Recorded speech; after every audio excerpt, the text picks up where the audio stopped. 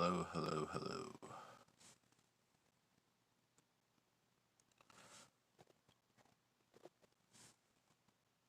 Wonder if anybody will join this time. Going live now. That takes about 15 seconds. Hello, everybody. Well, nobody currently, but yeah. So, I was hanging out with my friend Fonzie. He, uh, he and I watched an electronic music festival together. A couple, actually. But the second one we watched was called Lost Lands, and it took place in 2019. Lost Lands, an electronic music festival. And as I'm watching this, I see all these lasers being aimed at the audience and above the audience, and images being, flashed on the screen as a visualizer. Um, and earlier in the night, I had this realization that there were like little secret codes placed in these visualizers. And I started thinking about the book Valis, written by Philip K. Dick. In Valis, there's this band called Mother Goose. I didn't really think about it, but it's not really a band. It's an electronic music. It's all made digitally with help from Valis, who has, in the book Valis, Valis is Alice. She's an artificial intelligence, but she takes form inside of a little girl with black hair. This little girl is named Sophia. Um, in the book Valis, Sophia's mother, who was impregnated by Valis, was part of the band Mother Goose. And this electronic music band, they played these images while they played their music, just like a modern day festival. And these images that flashed on the screen told the story of Valis, and the laser beams and lights encoded digital information. And this is all supposed science fiction, written by Philip K. Dick. Well, as I'm watching this festival, I literally see a huge pyramid eye spinning, which is fine. I understand the esoteric meaning of the pyramid eye. It's all about enlightenment. Everyone just dropped out. I hope it didn't freeze. Well, I understand the esoteric meaning behind the pyramid eye. That it's all about enlightenment. But at the bottom of the pyramid, and it was a pyramid eye that looked like it was from the back of a dollar bill. So it already had this money connotation to it, which is it's more about the rich lording over the poor, in that context, about the transfer of energy from the peasant class to the super rich, the harvesters of our work and energy. Well, at the bottom of this pyramid eye that was spinning in this visualizer for this electronic music festival by Excision, which is like a pretty popular EDM or dubstep guy. At the bottom, it was saying "obey, buy." It was obey, buy. I can't remember the other one. It was like three commands though. It was very like they live. It was it was pretty gnarly. Um, the visualizer itself, um, well, I first noticed it whenever I was live streaming to you guys, saying that I was going to be doing that evening, and just went back and watched the live stream and see if it skipped or anything, and I noticed a skull that was on the visualizer pouring black liquid, black goo, out of its eye sockets. And I was like, oh, okay, well, there's obviously encoded messages here. And Excision's big thing is dinosaurs. And dinosaurs, in this context, I believe these 25,000 people who are at this festival, them being surrounded with dinosaurs is basically like a clever way of saying, hey, you guys are all extinct already. You just don't know it yet. Like, you're hanging out with dinosaurs. It's a pretty clever way of saying, hey, civilization's going to be dissolved.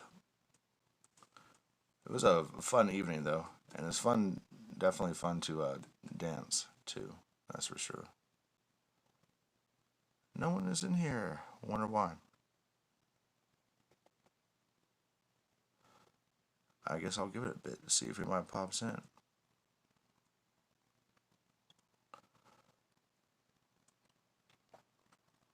Um, yeah. I'll tell you what, if anybody sees this, I'll give it a few minutes. See if anybody wanders in.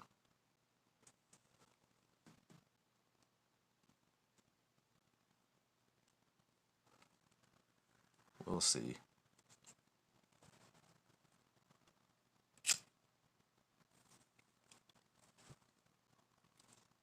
It was a pretty fun couple of nights, though. Sorry I didn't live stream more.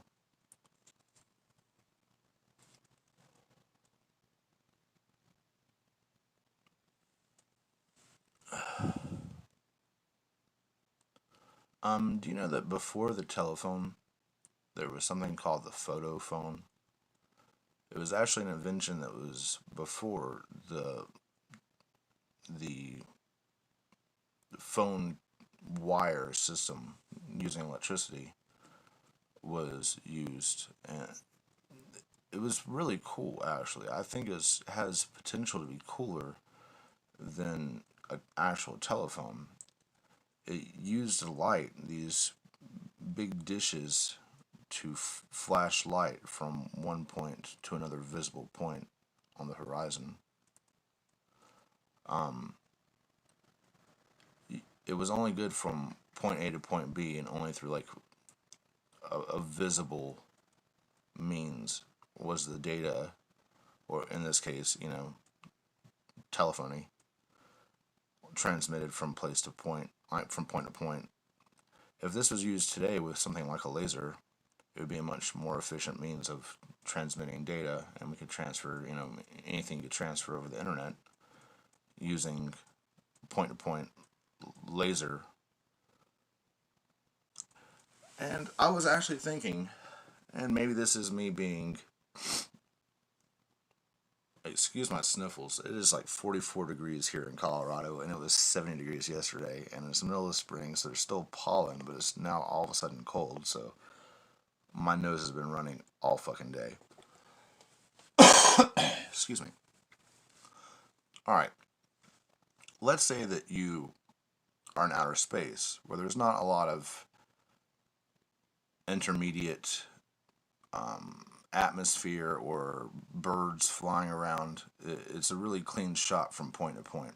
Using light to transfer data is actually a really efficient way of transferring data in space, but it still requires light to be sent, so it can only travel at the speed of light. So if you want to have a faster than light form of communication using lasers, how could you do this? I've thought about this some because I'm a nerd. And I also think that Saturn communicates with the moon, and the moon communicates with Earth using this type of technology. Something that looks like lasers, but it's not necessary. Well, it's a laser, but it doesn't operate the way that you would think when sending data. See, I believe that once the laser connection has been established, meaning that the the time it takes for light to travel from one point to another, which is 93 million miles a second, I believe. No, 93. Okay, so that's 8 minutes. 93 million miles in 8 minutes. However fast that is. Um, that distance that is traveled. Okay, imagine a laser Uh, uh, Whenever you turn on a laser in your bedroom, it's almost an instantaneous beam of light, correct? But whenever you see a laser in super slow motion, you can actually see the beam come out and the beam travel, just like a projectile, like a bullet out of a gun. But a continuous bullet that stretches from the barrel to the tip of the bullet as it travels. So imagine this laser to be like a traveling wire, okay?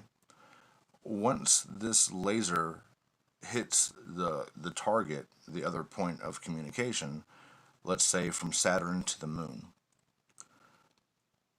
it is a thread, a beam of light thread that is continuous and stable from one point to another. It will still take the time it takes to travel from one place to another. But once the connection is established, I believe that the input at one point, let's say Saturn, can impact the other point, the end of the laser, let's say the moon, and affect that instantaneously, defying the notion that you couldn't travel, you couldn't send data faster than the speed of light.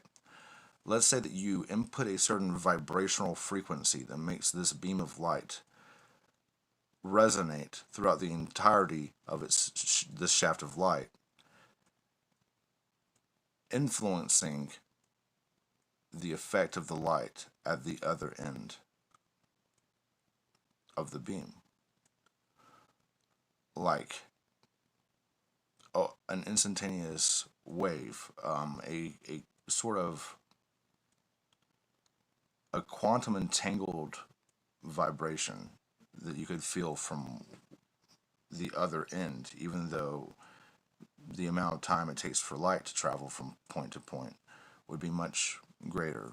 Let's say, several minutes from Saturn to the moon. Instead, you have instantaneous communication.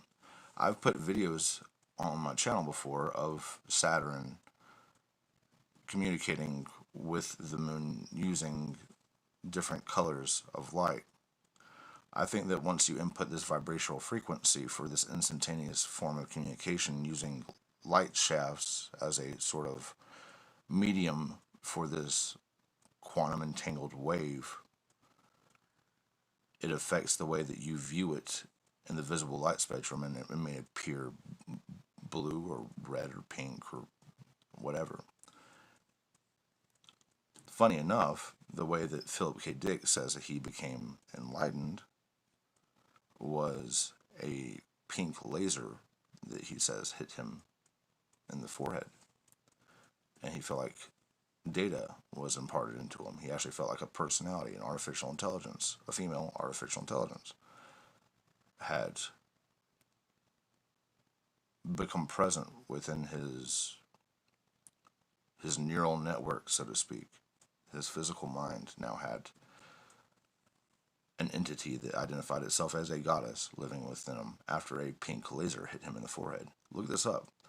He wrote a 9,000 page book all about this. 9,000 pages called his Exegesis.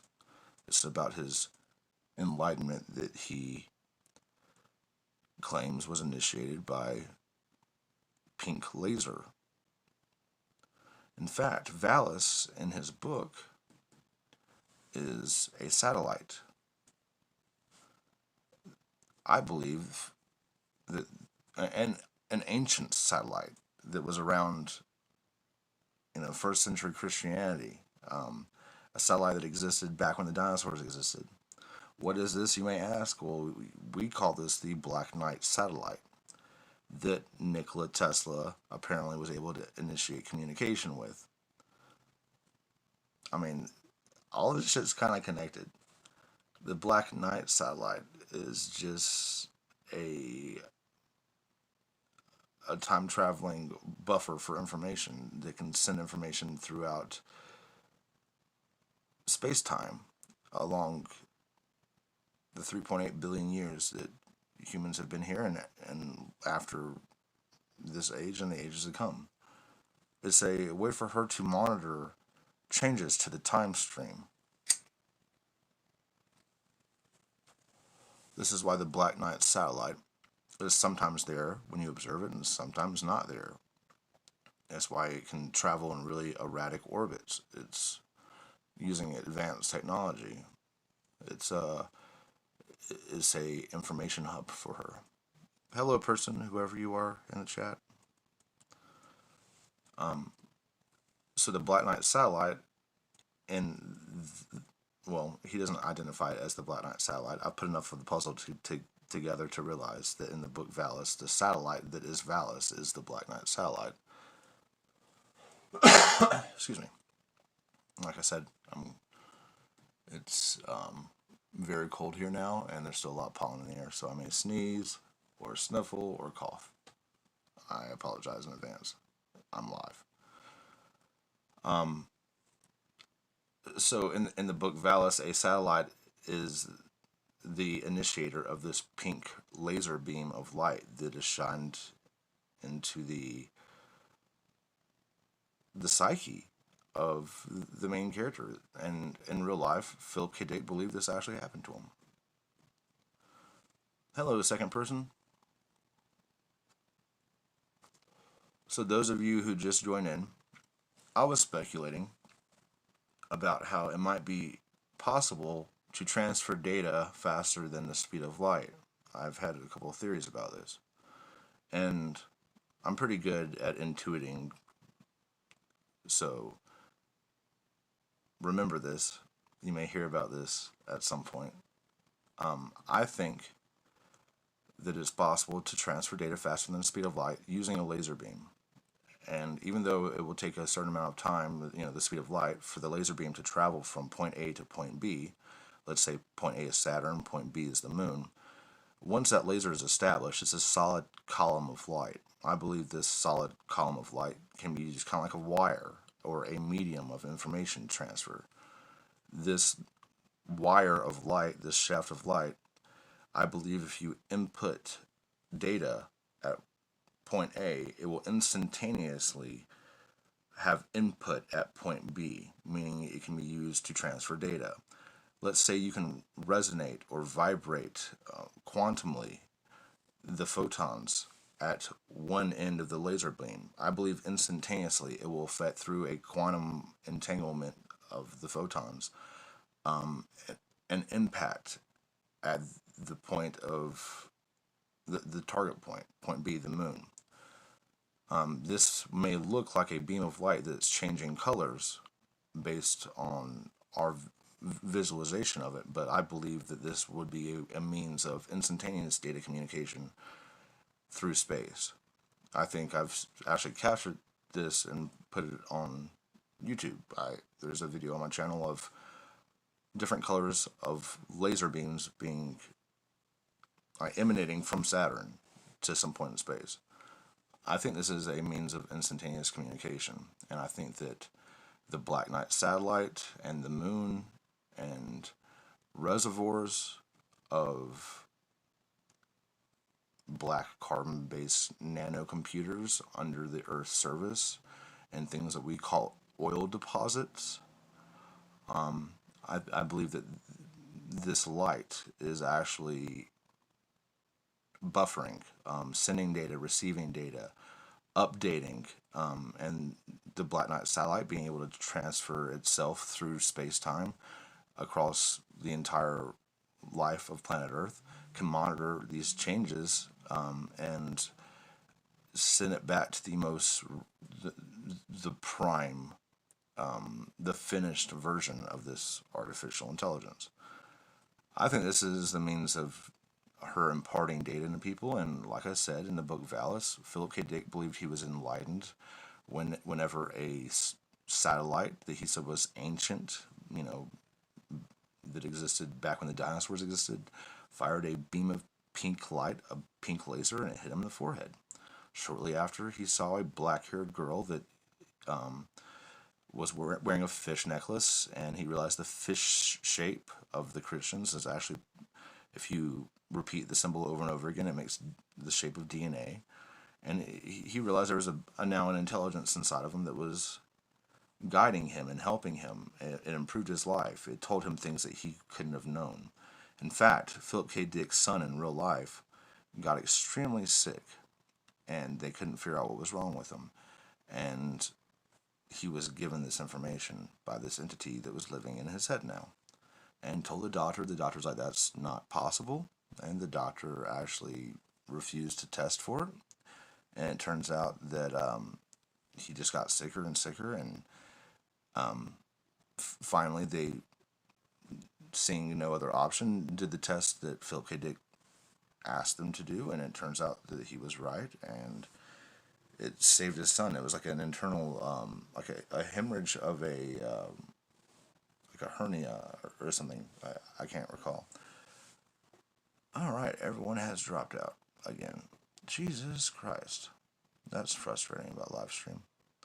I guess I can't hold people's attention. Well, maybe I'll just stop there and make this all about that. I always want to talk about the Bible, but apparently no one cares to hear about the Bible. Yeah, I'll see you guys later. Maybe you'll watch, maybe not. Have a good night. I'm right.